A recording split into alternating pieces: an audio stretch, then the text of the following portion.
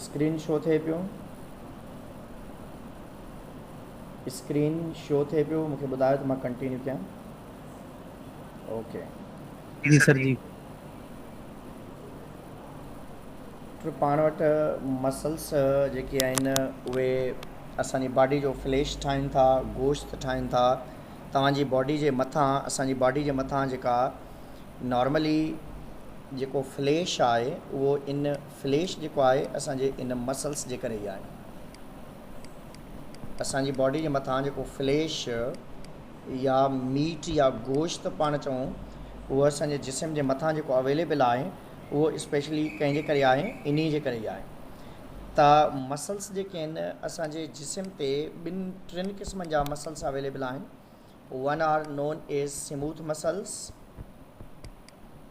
ऐं तक़रीबन जेके 600 मोर देन 600 मसल्स पाण वटि अवेलेबल आहिनि। Other are known as cardiac muscles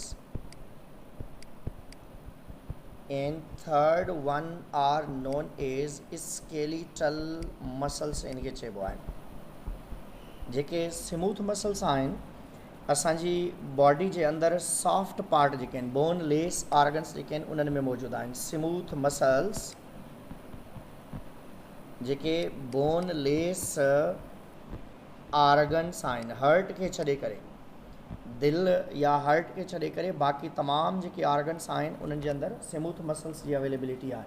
smooth muscles खे इनवॉलंट्री अनस्ट्रिएटेड मसल्स चइबो आहे। इनवॉलंट्री अनस्ट्रिएटेड जो मतिलबु इहो आहे त जॾहिं पाण माइक्रोस्कोप ते ॾिसूं था त इन जे अंदरि पाण खे के स्ट्रिप्स नज़र न ईंदा आहिनि, के अहिड़ियूं स्ट्रक्चर्स असांखे नज़र न ईंदियूं आहिनि। हाणे इहे स्ट्रिप्स न हुअण जे करे पाण चऊं था त दैट आर स्ट्रिएटेड मसल्स, ही एब्सेंट हूंदा आहिनि। ऐं जॾहिं त ॿिनि में ॿिया जेके ॿई आहिनि उन्हनि जे अंदरि अवेलेबल हूंदा आहिनि। इनवॉलंट्री जो मतिलबु आहे दैट वर्क ऑटोमेटिकली, पंहिंजो पाण वर्क कंदा आहिनि। इन जो वर्क स्टार्ट थींदो आहे बिफोर बर्थ टिल डेथ ऐं इहो प्रोसेस कंटिन्यूअसली जेको आहे इहो हलंदो रहंदो आहे इन सां। ऐं जेके स्मूथ मसल्स आहिनि इहे यूनीन्यूक्लिएटेड हूंदा आहिनि। माना इन्हनि जे हर सेल जे अंदरि हिकिड़ो न्यूक्लियस अवेलेबल हूंदो आहे। ऐं इहे स्मूथ मसल्स असांजे तमामु बोनलेस ऑर्गन जीअं डाइजेस्टिव सिस्टम आहे, जीअं एक्सक्रिएटरी सिस्टम आहे, जीअं सर्क्यूलेटरी सिस्टम आहे, एक्सेप्ट सर्क्यूलेटरी सिस्टम में बि एक्सेप्ट हर्ट खे छॾे करे बाक़ी तमामु रीजन्स अची था वञनि। स्मूथ खां बाद में पाण वटि आहिनि कार्डियक मसल्स। कार्डियक मसल्स जेके आहिनि दैट आर इनवॉलंट्री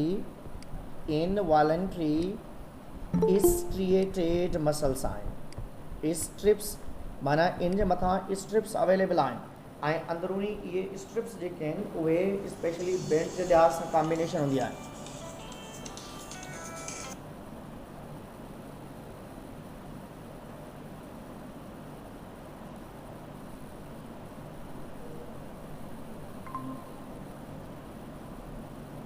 असांजी बॉडी जे अंदरि स्ट्रिएटेड मसल्स जेके आहिनि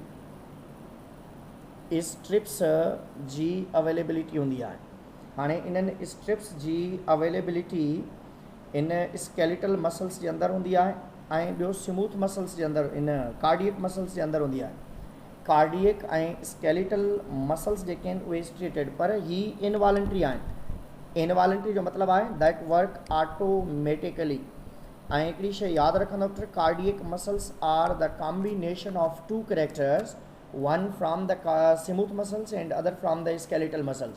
स्मूथ मसल्स मां इनवॉलंट्री वारो कैरेक्टर अथसि ऐं ॿियो जेको आहे कार्डियक इन वारो स्केलेटल मसल्स वारो जेको आहे उहो स्ट्रिएटेड आहे। इनवॉलंट्री स्ट्रिएटेड जो मतिलबु आहे one character resemble with the smooth muscles and other with the cardiac muscles तंहिंजे इन स्केलेटल मसल्स। तंहिंजे करे असां इनखे सेपरेट या अलॻि रखूं था।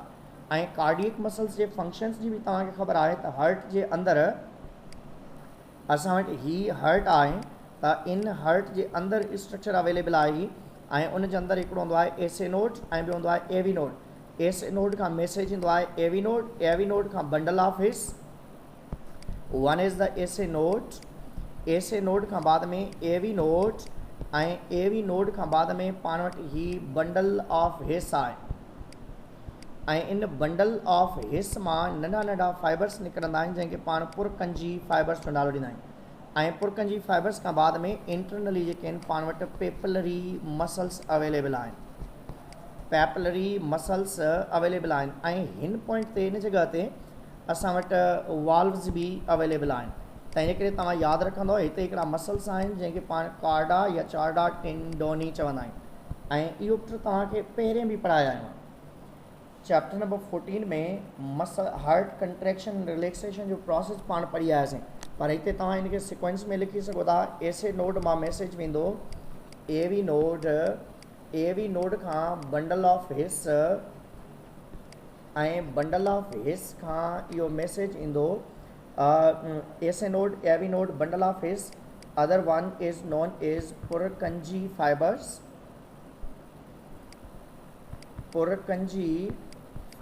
आहिनि ऐं पुरकंजी फाइबर्स खां बाद में पेपलरी मसल्स आहिनि ऐं पेपलरी मसल्स खां बाद में पाण वटि चार्डा या कॉर्डा टेंडोनी आहे कार्डा या चार्डा टेंडोनी वारी कंडीशन आहे ऐं इन खां बाद में लास्ट में असां वटि वाल्व्स जी अवेलेबिलिटी हूंदी आहे त अहिड़े तरीक़े सां असां वटि जेका हार्ट वर्क करे थी हार्ट जो प्रोसेस या फंक्शन जेको आहे उहो एसे नोड मां ए वी नोड मां बंडल ऑफ हिस पेपलरी मसल्स ऐं चार्डा टेंडोनी ऐं वाल्व्स ऐं इनखे mechanism of muscles heart contraction चवंदा आहियूं मैकेनिज़म ऑफ हार्ट फंक्शनिंग या कंट्रैक्शन एंड रिलैक्सेशन जो बि नालो ॾेई सघो था त अहिड़े तरीक़े सां पाण जेकॾहिं अञण अॻिते ईंदासीं त पाण वटि नेक्स्ट आहिनि स्केलेटल मसल्स आहिनि हाणे स्केलेटल मसल्स जेके आहिनि इन्हनि खे पाण ॾिसंदासीं त दैट आर वॉलंटरी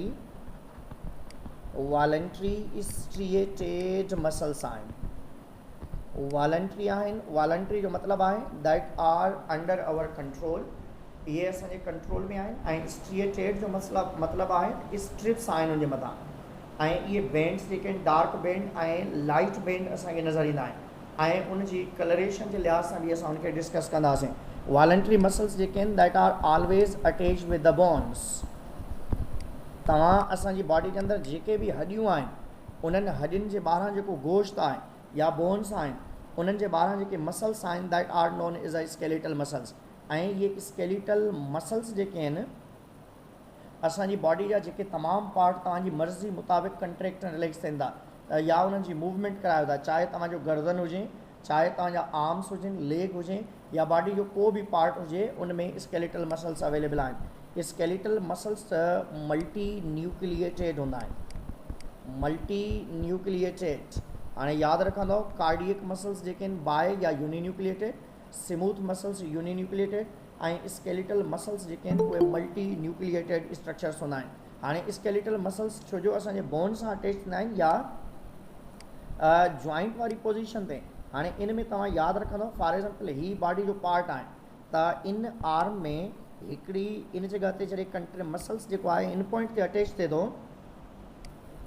त हिकिड़ी पॉइंट मूवेबल हूंदी आहे ॿी मूवेबल न हूंदी आहे हाणे जेका पार्ट इमूवेबल आहे उनखे पाण चवंदा आहियूं ओरिजन ऐं जेको मूव करे थो उनखे पाण नालो ॾींदासीं इंसर्शन हाणे जंहिं बि आर्म जे कंहिं बि पार्ट खे कंहिं बि जॉइंट खे जॾहिं तव्हां मूव कराईंदव त जॉइंट जो हिकिड़ो पासो या हिकिड़ो साइड जेको आहे ओरिजन उहो रेस्टिंग में हूंदो ऐं ॿिए खे जंहिं मसल्स खींचींदी छिकींदी उनखे पाण इंसर्शन चवंदासीं ऐं muscles can pull the bones but can not push muscles जेके आहिनि उहे पंहिंजी तरफ़ हेॾां इनखे छिके सघंदियूं वरी इनखे रिवर्स बेस धिको नथी ॾेई सघनि हाणे ओरिजिन ऐं इंसर्शन जो यादि रखंदो ओरिजिन उनखे चइबो आहे जेको रेस्टिंग में आहे इंसर्शन उनखे चइबो आहे जंहिंखे छिकियो थो वञे खींचो थो वञे जंहिंखे मसल पुल करे थी उनखे इंसर्शन चइबो आहे ऐं जंहिंसां हू अटैच्ड आहे उन बेसिक ओरिजिन जो नालो ॾिबो आहे उनखे अटैचमेंट वारी पॉइंट आहे हाणे असांजा जेके मसल्स स्केलेटल मसल्स आहिनि उन्हनि खे पाण ॾिसंदासीं त स्केलेटल मसल्स जेके आहिनि असां वटि ऑल आर नो रिस्पॉन्स कंदा आहिनि ऑल आर नो रिस्पॉन्स जो मतिलबु इहो आहे मसल्स या कंप्लीटली वर्क कंदा आहिनि या बिल्कुलु ई न कंदा आहिनि त जेकॾहिं असांजा मसल्स वर्क कनि ऐं रिस्पॉन्ड कनि कंप्लीटली रिस्पॉन्ड कनि त उनखे ऑल चइबो आहे जेकॾहिं नथा कनि त उनखे नो रिस्पॉन्स चइबो आहे हाणे जेकॾहिं मसल्स जी पाण स्ट्रक्चर ॾिसंदासीं, for example this is a muscle fibre, त मसल जे फाइबर खे पाण नालो ॾींदा आहियूं myofibril. This is known as a muscle fibre or you can say the myofibril. हाणे हिन मसल फाइबर जे ॿाहिरां जेका तव्हांखे मेम्ब्रेन नज़र थी अचे, this is known as sarcolemma. ऐं ही जेके लास्ट पॉइंट्स नज़र था अचनि, that's known as a Z line. Z line चइबो आहे पुट ज़ुइस्चिन लाइन खे, ज़ुइस्चिन लाइन चवंदा आहियूं या ज़ेड लाइन चवंदा आहियूं। हाणे इन जे अंदरि सेंट्रली जेके आहिनि कुझु स्ट्रक्चर्स अवेलेबल आहिनि ऐं इन स्ट्रक्चर खे पाण नालो ॾियूं था मसल फाइबर्स या थ्रेड्स आहिनि। हाणे ही जेके आहिनि these are known as thin filaments. Thin filaments हमेशह ज़्यादातर एक्टिन ऐं एक्टिन सां गॾोगॾु ट्रोपोनिन ऐं ट्रोपोमायोसिन हूंदो आहे ऐं अंदरि सेंट्रली इन जॻह ते थिक फिलामेंट अवेलेबल आहे। This is known as myosin. Myosin जे हिकिड़े फिलामेंट खे 6 जेके आहिनि एक्टिन फिलामेंट हिकिड़ी साइड खां कवर कंदा आहिनि। त इन करे 2 साइड्स हूंदियूं आहिनि, हिकिड़ी लेफ्ट ऐं ॿी राइट साइड। जेकॾहिं तव्हां चओ त ॿिन्हिनि साइडनि खां मसल खे कवर करण जे लाइ, मायोसिन खे कवर करण जे लाइ थिन ऐं इन फिलामेंट जी कॉमनली अवेलेबिलिटी हूंदी आहे।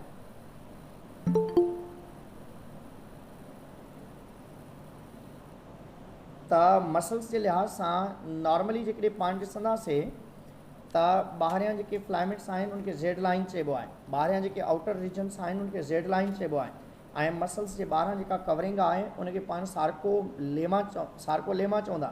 ऐं अंदरि जेके थिक फिलामेंट हिकिड़ो हूंदो आहे उनखे 6 हिकिड़ी साइड ते एक्टिन ऐं 6 जेके आहिनि ॿिया ॿी साइड ते एक्टिन फिलामेंट्स कवर कंदा आहिनि। Thin filaments actin, troponin, tropomyosin जा ठहियल हूंदा आहिनि ऐं थिक फिलामेंट्स जेके आहिनि उहे मायोसिन फिलामेंट जा ठहियल हूंदा आहिनि। हाणे पाण इन स्ट्रक्चर खे जेकॾहिं ॾिसंदासीं ईअं त इन जॻह ते पाण वटि ही ज़ेड लाइन आहे ऐं ही जेके फिलामेंट्स आहिनि थिन फिलामेंट्स आहिनि ऐं सेंट्रली इन जॻह ते ही मायोसिन अवेलेबल आहे। हीअ मायोसिन फिलामेंट इन पॉइंट ते हिते अवेलेबल आहे। हाणे इनखे ॾिसंदासीं, स्ट्रक्चर खे जेकॾहिं पाण ॾिसंदासीं त हिन जॻह ते जेका ही स्पेस आहे this is known as I bend. I bend चइबो आहे, आइसोट्रोपिक बेंड खे चइबो आहे। ऐं हितां खां वठी करे हेतिरे ताईं जेतिरे ताईं मायोसिन फिलामेंट जी साइज़ आहे इन पूरी साइज़ खे पाण नालो ॾींदा आहियूं ए बेंड। ऐं हिन जॻह ते हितां खां वठी करे हेतिरे ताईं जेको विच वारो रीजन आहे हीअ वारो, इनखे पाण नालो ॾींदा आहियूं H zone. This is known as a H zone. हाणे हिन खां वठी करे हेतिरे ताईं जेको टोटल सरफेस एरिया आहे दैट्स नोन एज सार्कोमेयर। हाणे जॾहिं मसल्स कंट्रैक्ट थींदा आहिनि ऐं रिलैक्स थींदा आहिनि उन में कुझु शयूं चेंज ईंदियूं आहिनि। हाणे जॾहिं मसल्स जी कंट्रैक्शन थींदी, जॾहिं मसल्स कंट्रैक्शन थींदी त उनखे जेकॾहिं पाण ॾिसंदासीं त इन जॻह ते कहिड़ी कंडीशन थिए थी,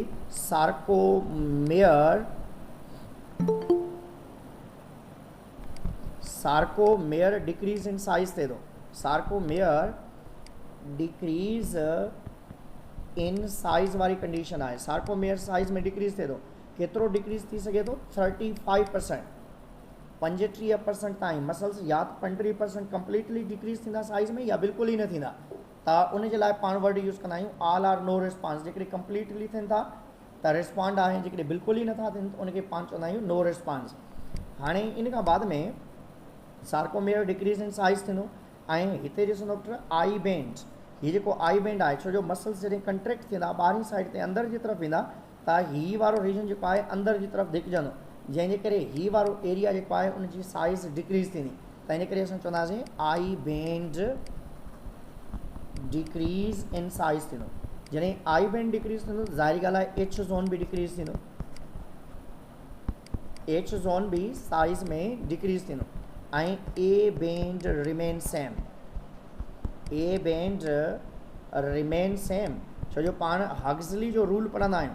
हग्ज़ली चयो त हिकिड़े हथ जूं आङुरियूं जॾहिं ॿिए हथ जे आङुरियुनि जे अंदरि था विझूं त उनजी साइज़ में को बि फ़र्क़ु न ईंदो आहे। मसल्स में बि ईअं ई आहे। माना जीअं फिंगर्स जूं हिकिड़े हथ जूं फिंगर्स ॿिए हथ जे फिंगर्स जे विच में तव्हां पाण ॾींदा आहियो त विच में हिकु स्पेस आहे उन जे अंदरि अची वेंदियूं आहिनि, त उनजी साइज़ में को बि फ़र्क़ु न ईंदो आहे। ईअं असां चवंदा आहियूं त असां वटि बि जेके मसल्स आहिनि उहे साइज़ में डिक्रीज़ ज़रूरु थियनि थियूं, पर उन्हनि एक्टिन ऐं मायोसिन जो जेको फिलामेंट आहे उनजी साइज़ में को बि फ़र्क़ु न ईंदो आहे। छो जो एक्टिन ऐं मायोसिन वारा फिलामेंट्स जेके आहिनि उहे किथे डिक्रीज़ थींदा आहिनि, इन Z line in I band ऐं इन एच ज़ोन वारो रीजन उहो डिक्रीज़ थींदो आहे। छाजे करे? Because there is availability of space, छो जो उन में स्पेस जी अवेलेबिलिटी आहे। सार्कोमेयर डिक्रीज साइज़ थींदो, ए आई बैंड डिक्रीज़ थींदो, एच ज़ोन डिक्रीज़ थींदो, ए बैंड रिमेन सेम रहंदो। ऐं जॾहिं मसल्स रिलैक्स थींदा उन्हनि में कहिड़ी कंडीशन थींदी उनखे बि ॾिसंदासीं। मसल रिलैक्सेशन यू नो वेरी वेल अपोजिट में ईंदो, सार्कोमेयर इंक्रीज इन साइज़ थींदो। हिन में सार्कोमेयर इंक्रीज इन साइज़ थींदो, इंक्रीज इन साइज़ थींदो, ऐं उन खां बाद में A band remain same,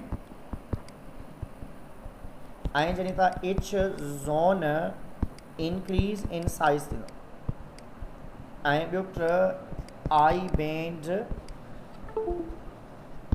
increase थींदो। त अहिड़े तरीक़े सां मसल जेके फाइबर्स आहिनि, मसल फाइबर्स जेके आहिनि increase, A band remain same थींदो, एच ज़ोन इंक्रीज थींदो, आई बैंड इंक्रीज थींदो। त अहिड़े तरीक़े सां मसल्स जी कंट्रैक्शन वारी कंडीशन, मसल्स जेके आहिनि रिलैक्सेशन, मसल्स कंट्रैक्शन वारी कंडीशन थींदी। मसल कंट्रैक्शन में जेके मसल फाइबर आहिनि उहे साइज़ में नंढड़ा थींदा, ऐं रिलैक्सेशन में उहे साइज़ में इंक्रीज़ थी वेंदा आहिनि। ऐं इनखे यादि रखण जे लाइ जेके इन्हनि सॼनि खे यादि रखंदव तव्हां ज़्यादा सां यादि रखे सघो था। I band, A Z line, I band, A band ऐं एच ज़ोन सिक्वेंस में अथव।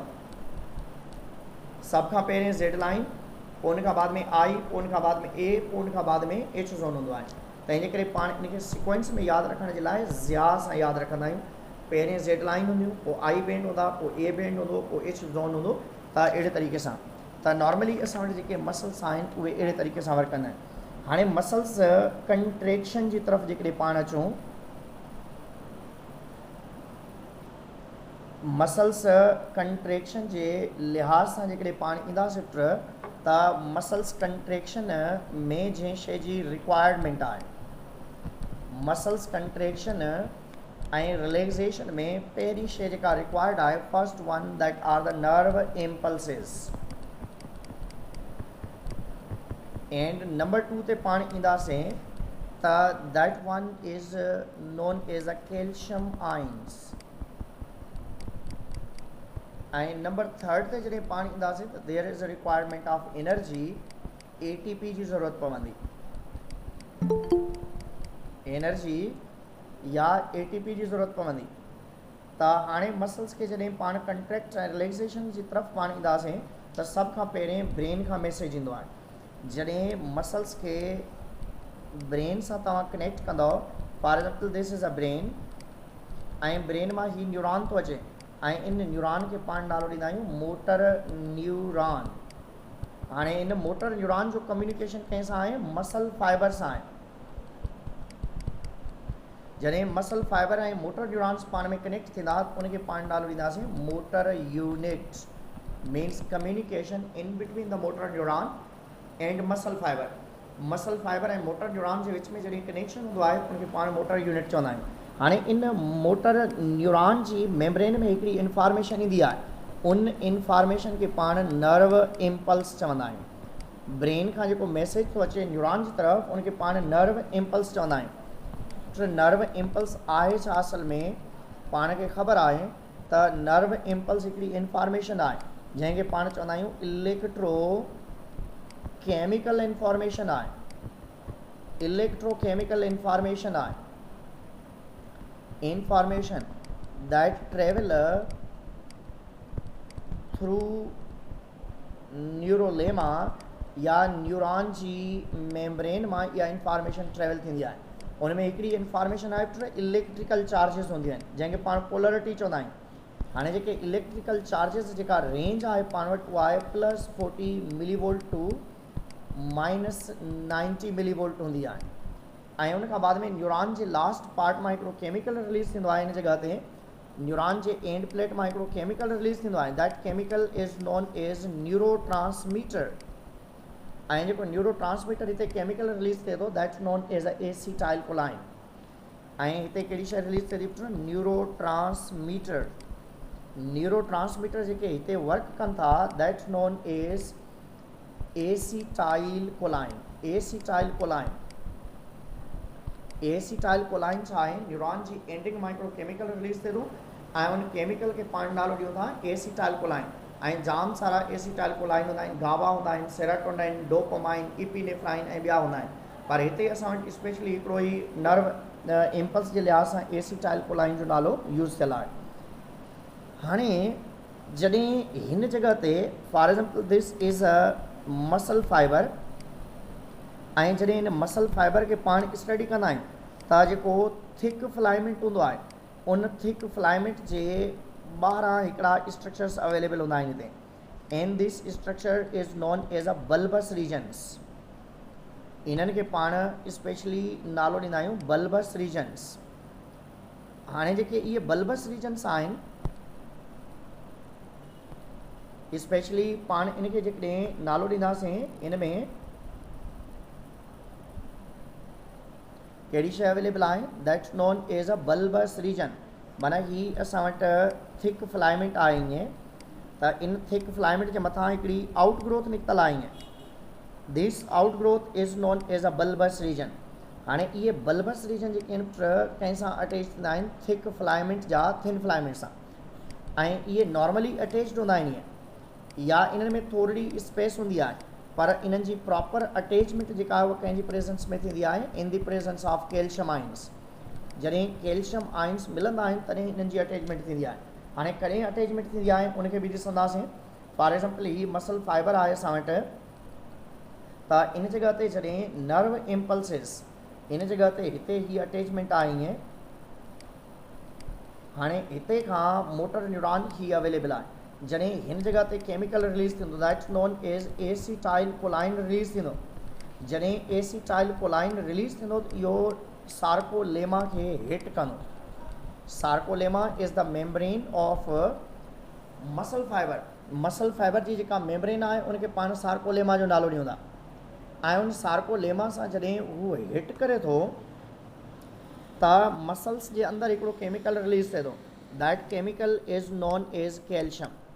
हाणे इहो कैल्शियम किथां खां रिलीज़ थिए थो, माना जॾहिं वेन न्यूरोट्रांसमीटर हिट सार्कोलेमा, जॾहिं ही सार्कोलेमा खे हिट करे थो, देन सार्कोप्लाज्म रेटिकुलम या एंडोप्लाज्म रेटिकुलम यू कैन से रिलीज कैल्शियम आइंस। हाणे ये कैल्शियम आइंस जॾहिं रिलीज़ थियनि था त calcium ion is responsible to attach bulbous regions attach with thin filament सां ये अटैच थींदा आहिनि, थिन फिलामेंट सां अटैच थींदा आहिनि, माना टाइटली बॉन्डिंग थींदी आहे। पहिरें हिननि जी अटैचमेंट जेका आहे उहा लूज़ बॉन्डिंग हूंदी आहे या कंप्लीटली ब्रेक थियल हूंदा आहिनि, पर बाद में इहे कंप्लीटली अटैच थींदा आहिनि। जॾहिं हिननि जी प्रॉपर अटैचमेंट थिए थी त now there is a requirement of energy. ऐं इहा एनर्जी किथां खां मिले थी, energy you know very well, energy जो जेको मेन सोर्स आहे उहो ग्लाइकोजन या ग्लूकोज़ आहे। या त डायरेक्टली असां वटि ग्लूकोज़ अवेलेबल आहे जंहिंखे पाण ब्लड ग्लूकोज़ चवंदा, या त ब्लड मां ग्लूकोज़ मिले थो या ग्लाइकोजन स्टोर्ड फॉर्म में ग्लूकोज़ अवेलेबल आहे, ऐं इन्ही ग्लूकोज़ खे पाण यूज़ कयूं था कंहिंमें रेस्पायरेशन में। जॾहिं पाण इनखे रेस्पायरेशन में यूज़ कयूं था उन मां पाण एनर्जी पहिरें स्टोर करायूं था कंहिंमें सीपी में। सीपी चइबो आहे क्रेटिनिन फॉस्फेट खे। हाणे इहो क्रेटिनिन फॉस्फेट इन मां फॉस्फेट निकिरे थो ऐं इहो मिले थो कंहिंखे एडीपी खे प्लस फॉस्फेट। जॾहिं इहे ॿई पाण में मिली था वञनि त उन मां ठहे थो एटीपी। हाणे एटीपी जॾहिं ब्रेक थिए थो त उन मां निकिरे थी एनर्जी, ऐं केतिरी एनर्जी निकिरे थी we know very well, that is 7.3 kilo calories energy, ऐं बाक़ी जेको आहे उहो कंहिं में कन्वर्ट थी थो वञे एडीपी में। ऐं अहिड़े तरीक़े सां पंहिंजी बॉडी के अंदरि एरोबिक या इन एरोबिक रेस्पायरेशन जी मदद सां एनर्जी ठहे थी। एरोबिक या इन एरोबिक रेस्पायरेशन जी मदद सां एनर्जी ठहे थी ऐं उन एनर्जी खे यूज़ कंदे पाण टू डू वर्क कयूं था। पाण खे जेका कमु करण जी सलाहियत आहे उहा कंहिंजे करे आहे, इन एनर्जी जे करे ई आहे। वरी ॾिसी वेंदो, दोबारा ॾिसी वेंदो, पहिरें ब्रेन खां मैसेज जनरेट थिए थो, नर्व इम्पल्स जी फॉर्म में असांजे मोटर यूनिट्स सां अची करे अटैच थिए थो। जॾहिं मोटर न्यूरॉन जो लास्ट में असांजे मसल फाइबर सां कम्युनिकेशन हूंदो आहे, उते हिकिड़ो केमिकल रिलीज़ थींदो आहे। That chemical is non as a acetylcholine. जॾहिं एसिटाइलकोलाइन सार्कोलेमा खे हिट करे थो त मसल्स जे अंदरि कैल्शियम रिलीज़ थींदो आहे। जॾहिं मसल्स जे अंदरि कैल्शियम रिलीज़ थिए थो त this is message for the bonding of tight bonding of bulbous region with the thin filaments, troponin या ट्रोपोमायोसिन जी मदद सां। ऐं हिननि जी प्रॉपर जॾहिं अटैचमेंट थींदी आहे त now there is a requirement of energy to do work, to do mechanical work. ऐं उहा एनर्जी पाण खे कंहिं मां मिलंदी आहे, रेस्पायरेशन मां। ऐं उन रेस्पायरेशन मां जेका पाण खे एनर्जी मिले थी उन जी मदद सां पाण वर्क कयूं था। ऐं जेको बि पाण मस्कुलर वर्क कयूं था या कंट्रेक्शन ऐं रिलैक्सेशन थिए थी उहा ज़्यादातर इन्हनि जे करे ई हूंदी आहे। हाणे नॉर्मली छा हूंदो आहे, कॾहिं कॾहिं मसल फटीक जी जेकॾहिं पाण ॻाल्हि कयूं त पाण वर्क लोड या कमु घणो करे रहिया हूंदा आहियूं ऐं मसल्स खे एनर्जी या ऑक्सीजन जी सप्लाई घटि हूंदी आहे।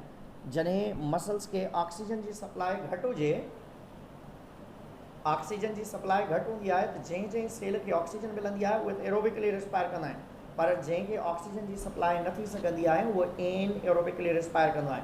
हाणे जॾहिं एन एरोबिक रिस्पायरेशन थींदी आहे त ग्लूकोज़ पहिरें तो ई टुटे थो कंहिं में, पैरोवेट में। हाणे इहो पैरोवेट मां ब्रेक थींदो आहे कंहिं में, लैक्टिक एसिड में ब्रेक थी थो वञे ऐं इन मां वेरी मैन्यूट क्वांटिटी ऑफ एनर्जी मिले थी। हाणे इहो लैक्टिक एसिड असांजे मसल्स जे अंदरि एक्यूमुलेट थींदो थो वञे। हाणे जॾहिं मसल्स जे अंदरि इहो लैक्टिक एसिड जमा थींदो वञे त उन जे करे मसल्स थकिजी था पवनि, जंहिंखे पाण मसल फटीग जो नालो ॾींदा आहियूं। हाणे इन खे यूज़ करण जे लाइ असांखे ऑक्सीजन रिक्वायर्ड हूंदी आहे।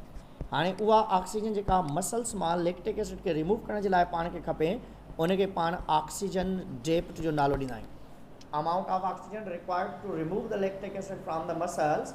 हाणे जॾहिं पाण वर्क कंदा आहियूं त उन दौरान ग्लूकोज़ यूज़ कंदा आहियूं ऐं उन वर्क लोड दौरान पैरोवेट एसिड ठहंदो आहे ऐं इहो पैरोविक एसिड जॾहिं ब्रेक थींदो आहे त उन मां लैक्टिक एसिड ठहंदो आहे ऐं इहो लैक्टिक एसिड असांजे मसल्स जे अंदरि जमा थींदो थो वञे। ऐं मसल्स जे अंदरि जॾहिं लैक्टिक एसिड एक्यूमुलेट थी थो वञे, जमा थी थो वञे त असां थकिजी था पऊं। ऐं जॾहिं मसल्स जे अंदरि लैक्टिक एसिड जमा थी वञे ऐं थकिजी पऊं त उनखे पाण मसल फटीग जो नालो ॾींदा आहियूं। हाणे इन लैक्टिक एसिड खे मसल्स मां रिमूव करण जे लाइ ऑक्सीजन दरकार हूंदी आहे, छो जो पाण जॾहिं कमु कंदा आहियूं थकिजी पवंदा आहियूं त वेही रहंदा आहियूं ऐं वेहण खां बाद में कंटिन्यूअसली साह खणी रहिया हूंदा आहियूं। ऐं जॾहिं कंटिन्यूअसली साह खणी रहिया हूंदा आहियूं त अहिड़ी कंडीशन खे पाण नालो ॾींदा आहियूं त ऑक्सीजन डेप्थ पिया कयूं, माना लैक्टिक एसिड खे मसल्स मां रिमूव करण जी कोशिशि था कयूं त that condition is non as oxygen depth. इन खां बाद में मसल प्रॉब्लम्स बि आहिनि पाण वटि। हाणे जेके मसल प्रॉब्लम्स आहिनि ॿई तक़रीबन हिकु जहिड़ा ई आहिनि। पहिरियों आहे पाण वटि टेटेनी पाण चवंदा आहियूं परमानेंट प्रॉब्लम आहे ऐं इन में छा हूंदो आहे, जेके असांजा वॉलंटरी मसल्स आहिनि, मसल्स जेके आहिनि वर्क इन वॉलंटरी सडनली, इन में नॉर्मली छा हूंदो आहे, इन में कैल्शियम जी कमी जे करे बॉडी जे अंदरि लॉन्ग टाइम ताईं कैल्शियम जी कमी जे करे असांजी बॉडी जे अंदरि मसल सार्कोप्लाज़म रेटिकुलम रिलीज़ कराए छॾींदो आहे। जॾहिं सार्कोप्लाज़म रेटिकुलम कैल्शियम खे रिलीज़ कराए उहो रीएब्ज़ॉर्ब न करे, उन दौरान असांजा मसल्स अल्टीमेटली पंहिंजो पाण ऑटोमेटिकली कंट्रैक्ट ऐं रिलैक्स थियणु शुरू थींदा आहिनि। त अहिड़े क़िस्म जी कंडीशन खे पाण टेटेनी चवंदा आहियूं। ऐं टेटेनी रेस्पायरेटरी ऑर्गन्स जे अंदरि जेकॾहिं थिए त दैट्स वेरी डेंजरस। पर जेकॾहिं तव्हांजे गर्दन में, तव्हांजे हथनि में, पेरनि में थिए त एतिरी ख़तरनाक न आहे, छो जो टेटेनी जेका आहे उहा ला इलाज आहे ऐं परमानेंट प्रॉब्लम हूंदो आहे, इनखे तव्हां ख़तमु नथा करे सघो। ऐं number second that known as a cramps, that is a temporary tetany. उहो पहिरीं छा आहे, परमानेंट आहे, त ही टेम्पररी हूंदी आहे, छो जो जॾहिं पाण खे मोशन थी पवंदा आहिनि, माना डिहाइड्रेशन थींदी आहे जॾहिं, या उन खां बाद में बॉडी जे अंदरि कैल्शियम या मिनरल्स जी कमी थी पवंदी आहे, जंहिंजे लाइ स्पेशली पाण वर्ड यूज़ कंदा आहियूं इलेक्ट्रोलाइट्स। जॾहिं पाण घणो को वज़न खणी वठंदा आहियूं हथनि में त थोरे परे खणण खां बाद में असां छॾे ॾींदा आहियूं त उन दौरान तव्हांजा हथ या पेर जेके आहिनि कांपण शुरू थी वेंदा आहिनि या उन में कपकपाहट वारी कंडीशन शुरू थींदी आहे टेम्पररी, जेतिरे ताईं इलेक्ट्रोलाइट्स इम्बैलेंस आहिनि। वरी जॾहिं इलेक्ट्रोलाइट्स बैलेंस थी वेंदा आहिनि त दोबारा इट बिकम नॉर्मल, त अहिड़ी कंडीशन खे पाण नालो ॾींदा आहियूं त दैट इज़ द क्रैम्प्स।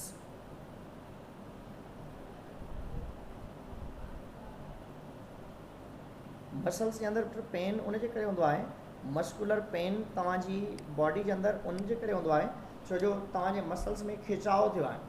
छो जो नॉर्मली जेकॾहिं एनर्जी हुजे हा त प्रॉपरली तव्हांजा मसल्स वर्क करे सघनि हा, पर ईअं बि न आहे त लैक्टिक एसिड बि कंप्लीटली रिमूव नथा करे सघो, थोरी क्वांटिटी उते अवेलेबल हूंदी आहे। जेतिरे ताईं लैक्टिक एसिड जी अवेलेबिलिटी आहे तव्हांखे चुभन रहंदी, ऐं जेतिरे ताईं तव्हां छो जो मसल्स खां घणो कमु वरितो आहे त इन करे मसल्स जेके आहिनि उहे पुल थिया आहिनि, खिचाव थियो आहे उन्हनि में। हाणे जेतिरे ताईं उन मसल्स जी पुल या खिचाव वारी कंडीशन ख़तमु न थींदी एतिरी देरि ताईं तव्हांजे मसल्स जे अंदरि पेन रहंदो आहे। त इन करे तव्हां जॾहिं कंहिं चाढ़ीअ ते चढ़ंदव त स्टार्ट में कुझु बि न हूंदो, ज़ाहिरी ॻाल्हि आहे तव्हां वर्क कंदव उन दौरान मसल्स खे तव्हां पुल बि कंदव ऐं उते न्यूरॉन्स रिसेप्टर्स बि अवेलेबल आहिनि जेके उन मैसेज खे ब्रेन जी तरफ़ सेंड कंदा रहंदा आहिनि। त इन खां बाद में पाण ईंदासीं एंटागोनिस्टिक मसल्स आहिनि पाण वटि। बाबा एंटागोनिस्टिक मसल्स जो मतिलबु आहे एंटागोनिस्टिक मसल्स जेके आहिनि pair of muscles that work in opposite direction. असांजी बॉडी जा उहे मसल्स जेके अपोजिट डायरेक्शन में वर्क कंदा, माना हिकिड़ा जेके आहिनि अॻिते खींचनि पिया, ॿिया जेके आहिनि पोइते खींचनि पिया, त अहिड़े क़िस्म जी कंडीशन खे छो जो बोन्स जेके बि आहिनि असांजा उहे पेयर ऑफ मसल्स जे लिहाज़ सां ई वर्क कंदा आहिनि असां वटि। हाणे एंटागोनिस्टिक मसल्स में हिकिड़ा पाण वटि आहिनि बाय सेप ऐं ट्राई सेप मसल। फॉर एग्जाम्पल ही पाण आर्म था ठाहियूं, ह्यूमरस आहे ऐं हिते ही असांजी जेका आहे कलाई आहे, आर्म वारी कंडीशन आहे, आर्म आहे असांजी हीअ ऐं ही असांजो हथु आहे हिते। त नॉर्मली हिन जॻह ते जेके ही मसल्स अवेलेबल आहिनि इन्हनि खे पाण नालो ॾींदा आहियूं बाय सेप मसल्स, ऐं हेठां जेके ही अवेलेबल आहिनि इन्हनि खे चइबो आहे ट्राई सेप मसल्स। जॾहिं बायसेप मसल्स कंट्रैक्ट थींदा तव्हांजी आर्म जेका आहे हिन तरफ़ अंदरि छिकिजी ईंदी, जॾहिं आर्म अंदरि जी तरफ़ छिकिजी अचे त उनखे पाण नालो ॾींदा आहियूं flexor. This is known as flexor. जॾहिं तव्हां कोलैप्स कंदो त वरी इन्हनि मसल्स सां रिवर्स बैक नथा करे सघो, वरी इनखे बायसेप मसल्स जी मदद सां पंहिंजी तरफ़ खींचबो आहे। माना जॾहिं ट्राइसेप मसल्स खींचबा तॾहिं तव्हांजी आर्म बायसेप सां तव्हांजी आर्म कोलैप्स थींदी, उनखे फ्लेक्सर चइबो। जॾहिं ट्राइसेप सां खींचींदो तव्हांजी आर्म खुलंदी, उनखे पाण एक्सटेंसर चवंदा आहियूं। फ्लेक्सर जी मदद सां क्लोज़ कंदा आहियूं, एक्सटेंसर जी मदद सां ओपन कंदा आहियूं, ऐं इहे मसल्स जेके आहिनि असांजी आर्म में अवेलेबल आहिनि that work in opposite direction. ऐं असांजे कुल्हे ते जॉइंट आहे, जोड़ आहे, जेको ह्यूमरस ऐं ग्लेनवाइड कैविटी ऑफ स्केपुला जे विच में आहे। स्केपुला जी जेका सेंट्रल कैविटी आहे उनखे पाण ग्लेनवाइड कैविटी चवंदा आहियूं। स्केपुला जी ग्लेनवाइड कैविटी ऐं ह्यूमरस जे विच में जेको जंक्शन आहे उनखे पाण ग्लेनो ह्यूमरल जंक्शन चवंदा आहियूं। ग्लेनो ह्यूमरल जंक्शन जो नालो ॾींदा आहियूं। हाणे इहा ग्लेनो ह्यूमरल जंक्शन जेका आहे उहा तव्हांजे आर्म वारी जॻह ते आहे ऐं उते जाम सारा मसल्स अवेलेबल आहिनि जेके वर्क कनि था। हिकिड़ा आहिनि असां वटि protractor muscles. Protractor one are known as protractor muscles आहिनि। प्रोट्रैक्टर मसल्स जेके आहिनि that carry arm forward. Arm जेका आहे उहा फॉरवर्ड थी अचे, माना बॉडी खां अॻिते जेका आर्म थी अचे उहा प्रोट्रैक्टर मसल्स जे करे आहे। वरी वापसि जेका अचे थी उहा कंहिंजे करे रीट्रैक्टर मसल्स जे करे आहे। बैकवर्ड ॿ जो अॻिते जी तरफ़ वञणु प्रोट्रैक्टर मसल्स जी मदद सां, ऐं वापसि वरी पोइते अचणु बैकवर्ड अचणु जेको आहे उहो रीट्रैक्टर मसल्स जी मदद सां आहे। Other are known age abductor muscles आहिनि। जेके अबडक्टर मसल्स आहिनि उहे आर्म खे फॉरवर्ड खणी था वञनि, माना तव्हांजी ॿ आर्म जेका आहे उहा बॉडी खां अॻिते जॾहिं हलंदा आहियो, जॾहिं वॉक कंदा आहियो त हथु पहिरें तव्हांजी बॉडी खां अॻिते वेंदो आहे जंहिंखे पाण अबडक्टर मसल्स जी मदद सां खणंदा आहियूं। वरी उहो वापसि थो अचे त that is due to adductor muscles, ऐं उहो कंहिंजे करे हूंदो आहे बैकवर्ड जे करे, माना वापसि ईंदो आहे। आर्म जो अॻिते वञणु अबडक्टर मसल्स जे करे, आर्म जो वापसि अचणु अडक्टर मसल्स जे करे हूंदो आहे। ऐं ॿिया हूंदा आहिनि पुट जंहिंखे पाण रोटेटर मसल्स चवंदा आहियूं ऐं इहे आर्म खे रोटेट कंदा आहिनि। हाणे आर्म जेका पंहिंजी रोटेट थिए थी क्लॉक वाइज़ या एंटी क्लॉक वाइज़ ऐं एंटी क्लॉक वाइज़ जेका आर्म असांजी रोटेट थिए थी उहा कंहिंजे करे आहे, इन्हनि रोटेटर मसल्स जे करे असां वटि कॉमनली अवेलेबल आहे।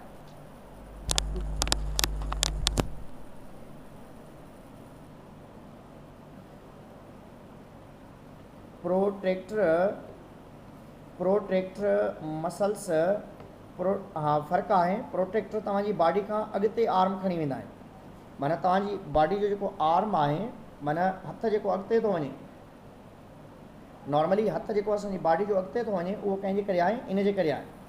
ऐं आर्म जेका आहे वापसि जेका अचे थी उहा कंहिंजे करे आहे, रिट्रैक्ट। माना जॾहिं तव्हां हलो था पिया उन दौरान तव्हांजा प्रोट्रैक्टर ऐं रिट्रैक्टर मसल्स वर्क कंदा। जॾहिं तव्हां पीटी था कयो त तव्हां बॉडी खां हथ परे खणी था वञो त उहे अडक्टर या अबडक्टर मसल जे करे आहिनि। हाणे ॾिसो कीअं नॉर्मली जॾहिं अबडक्टर मसल्स कमु कंदा आहिनि पंहिंजा, त उन दौरान फॉर एग्जाम्पल ही को माण्हू आहे त इन जी आर्म आहे, जेका आर्म ही परे थियल आहे उहा कंहिंजे करे आहे, इन अबडक्टर मसल जे करे आहे। जेकॾहिं परे थी वञे त अबडक्टर जे करे, जेकॾहिं वेझी थी अचे त अडक्टर मसल जे करे आहे। त जेका मूवमेंट हूंदी आहे, हलण वारी कंडीशन हूंदी आहे, फॉरवर्ड बैकवर्ड वारी जेका आहे उहा उन जे करे हूंदी अथव। हीअ कंहिंजे करे आहे, अबडक्टर। हीअ जेको हेठियों आहे माना आर्म अंदरि थी अचे त उहा अडक्टर जे करे, ऐं आर्म ॿाहिरि थी वञे त उहा अबडक्टर मसल जे करे आहे। पर जॾहिं तव्हां हलो था पिया तॾहिं हथु तव्हांजी बॉडी खां अॻिते पियो वञे ऐं वरी वापसि पियो अचे, उहो कंहिंजे करे आहे, प्रोट्रैक्टर ऐं रिट्रैक्टर मसल जे करे हूंदो आहे। प्रोट्रैक्टर ऐं रिट्रैक्टर मसल जे करे हूंदो आहे। त अहिड़े तरीक़े सां असां वटि जेके आहिनि आर्म जेका आहे फॉरवर्ड ऐं बैकवर्ड जे लिहाज़ सां वर्क करे थी।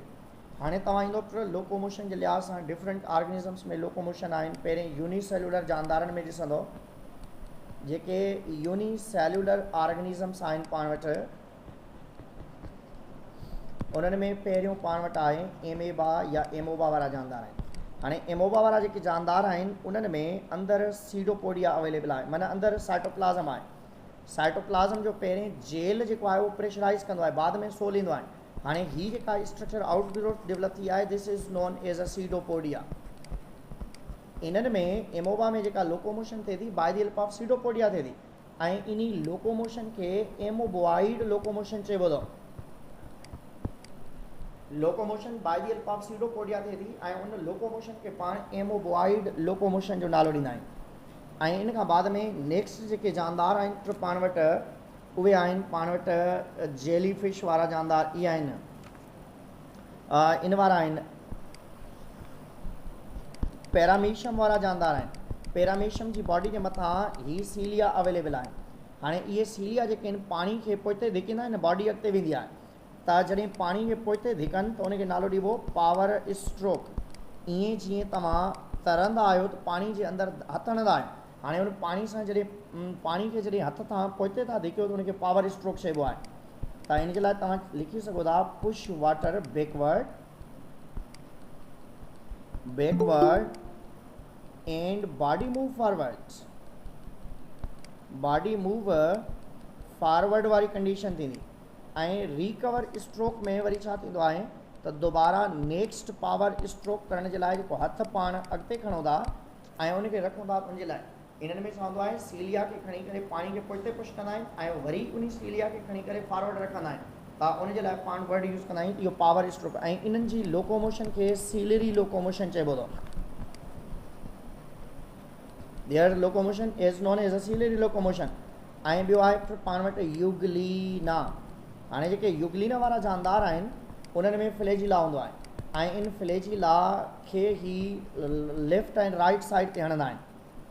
जॾहिं हीअ लेफ्ट ऐं राइट साइड ते पुश कनि त उनजे लाइ पाण स्पेशली वर्ड यूज़ कंदा आहियूं इहो पावर। इन में बि पावर स्ट्रोक रिकवर स्ट्रोक थिए थो, पर लेफ्ट एंड राइट थिए थो।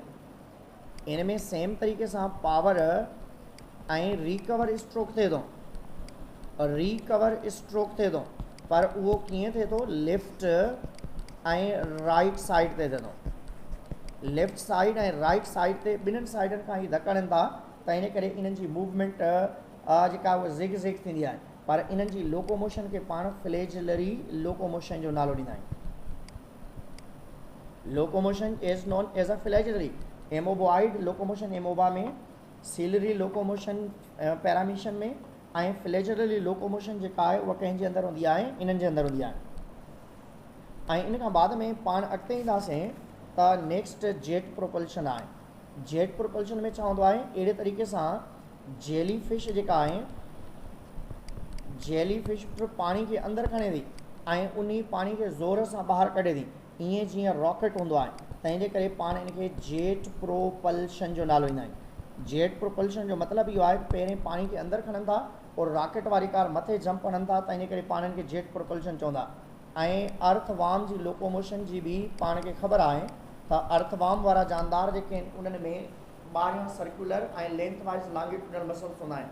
सर्कुलर ऐं लॉन्गिट्यूडनल मसल्स जे रिथमिक पुश जेका आहे, कंट्रेक्शन या प्रेशर जे करे इन जानदार जी मूवमेंट थींदी आहे। जॾहिं सर्कुलर मसल्स कंट्रेक्ट थींदा आहिनि त ही इलोंगेटेड थींदा आहिनि ऐं बॉडी मूव फॉरवर्ड कंदी आहे। ऐं जॾहिं लॉन्गिट्यूडनल मसल्स कंट्रेक्ट थींदा आहिनि त पाणी या फ्लूइड खे कलेक्ट कंदा आहिनि ऐं उन में थिक थींदा आहिनि ऐं इनखे लोकोमोशन में पैरापोडिया, सेटी, चेटी बि जेके आहिनि उहे मदद कंदा आहिनि जंहिंजे करे। ऐं इन खां बाद में जेके ॿिया जानदार आहिनि, जीअं सिनेल आहे पाण वटि, सिनेल वारा जेके जानदार आहिनि उन्हनि जी बॉडी जे मथां अहिड़े क़िस्म जी स्ट्रक्चर हूंदी आहे। सिनेल पंहिंजे वात मां केमिकल रिलीज़ कंदो आहे ऐं उन केमिकल ते ही स्लिप थिए थो ऐं हिन स्ट्रक्चर खे पाण नालो ॾियूं था फुट। माना इन्हनि जानदारनि में सिल्परी मूवमेंट थींदी अथव, सिल्परी मूवमेंट थींदी आहे। सिनेल वारा जानदार पंहिंजे वात मां गंद सिक्रेट कंदा ऐं उन सिल्मी सिक्रिएशन जे मथां स्लिप थींदा, तंहिंजे करे पाण उन जे लाइ वर्ड यूज़ कंदा आहियूं त सिल्परी मूवमेंट कंदा आहिनि। ऐं इन खां बाद में पाण वटि स्टार फिश आहे, जेका चैप्टर नंबर 10 में पाण पढ़ी आयासीं त स्टार फिश जे अंदरि लोकोमोशन कीअं थींदी आहे। स्टार फिश में अंदरियां हिकिड़ो सिस्टम हूंदो आहे जंहिंखे पाण वाटर वेस्कुलर सिस्टम चवंदा आहियूं। वाटर वेस्कुलर सिस्टम हूंदो आहे ऐं लोकोमोशन में जेका शइ मदद करे थी, that known as tube feet. पाण चैप्टर नंबर 10 में लोकोमोशन इन स्टार फिश या इकाइनोडर्मेट्स पढ़ी आयासीं। उन्हनि में वात हूंदो आहे, उनखे मेड्रिपोराइट चइबो आहे। उन मेड्रिपोराइट मां स्टोन केनाल, पोइ रिंग केनाल, पोइ रेडियल केनाल, पोइ लेटरल केनाल ऐं ट्यूब फीट जी अवेलेबिलिटी हूंदी आहे। ऐं उन ट्यूब फीट खे जेकॾहिं पाण स्टडी कंदा आहियूं त ट्यूब फीट में अहिड़े तरीक़े सां स्ट्रक्चर हूंदा आहिनि। इन ट्यूब फीट जे इन मथे रीजन खे पाण एम्प्यूला चवंदा आहियूं ऐं विच वारे रीजन खे पाण पोडियम चवंदा आहियूं ऐं हेठियों जेको रीजन हूंदो आहे उनखे पाण सकर चवंदा आहियूं। पर इन सॼी स्ट्रक्चर खे मिलाए करे ट्यूब फीट चइबो आहे। मेड्रिपोराइट मां पाणी थो अचे स्टोन केनाल में, स्टोन केनाल खां रिंग केनाल में, रिंग केनाल खां रेडियल केनाल में, पोइ लेटरल केनाल में, पोइ पाणी अंदरि वञी करे किरे थो कंहिं में एम्प्यूला ऐं इन ट्यूब फीट जे अंदरि। एम्प्यूला कंट्रेक्ट थो थिए, प्रेशर पए थो सकर ते ऐं अहिड़े तरीक़े सां हिन जी मूवमेंट थींदी आहे। इन खां बाद में लास्ट में पाण वटि आहे लोकोमोशन इन काकरोच। काकरोच में बि असां वारी कार जीअं आर्म्स में फ्लेक्सर ऐं एक्सटेंसर जो मैकेनिज़म थींदो आहे, ईअं सेम हूंदो आहे। हीअ पंहिंजी आर्म खे कोलेप्स कंदा, पंहिंजी लेग खे जॉइंट खे कोलेप्स कंदा ऐं ज़ोर सां उन ते जॾहिं प्रेशर हणनि था त पोइ उन खां बाद में हीअ जंप हणंदा आहिनि ऐं अहिड़े तरीक़े सां इन्हनि जानदारनि जे अंदरि लोकोमोशन थिए थी by the help of there jumping mechanism या फ्लेक्सर ऐं एक्सटेंसर मैकेनिज़म जी मदद सां थींदी आहे। ऐं वर्टिब्रेट्स जे अंदरि पाण खे ख़बर आहे त पाण